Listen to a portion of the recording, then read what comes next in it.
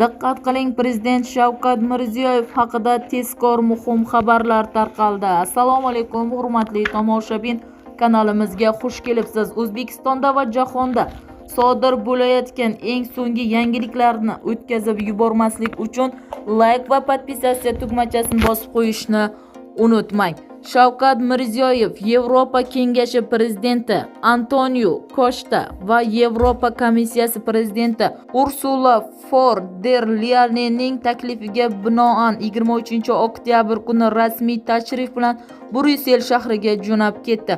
Prezident matbuot xizmatining xabar berishicha, davlat rahbari Belgiya poytaxtida Yevropa ittifoqi yetakchilari bilan muzokaralar o'tkazadi. Ko'p qirrali munosabatlarni yanada rivojlantirish va kengaytirish masalalari ko'rib chiqiladi. O'zbekiston va YI o'rtasida kengaytirilgan sheriklik va hamkorlik to'g'risidagi bitim imzolanishi ko'zda tutilgan. Bundan tashqari, belgiyaliklar qiroli Filip hamda Yevropaning yetakchi kompaniyalari va moliyaviy institutlarining vakillari bilan uchrashuvlar rejalashtirilgan.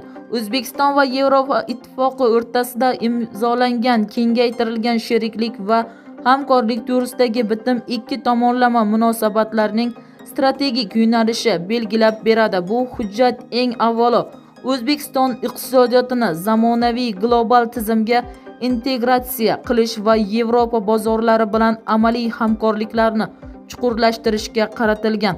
Bitim 1996-yildagi hujjatni almashtirib, O'zbekiston va Yevropa ittifoqi munosabatlarini yangi bosqichga olib chiqadi. Uning asosiy mazmuni iqtisodiy pragmatizm va amaliy natija. Hujjat erkin bozor tamoyillarini mustahkamlash, bojxona va texnik to'siqlarni kamaytirish, xizmatlar savdosini erkinlashtirish hamda to'g'ridan-to'g'ri investitsiya oqimini targ'ibotlashtirishni nazarda tutadi, deyiladi xabarda. Bizni kuzatishda davom eting. Xabarlarimiz keng va tez tarqalishi uchun obuna bo'lib, yaqinlarga ulashib qo'yib, like bosib qo'yishni unutmang.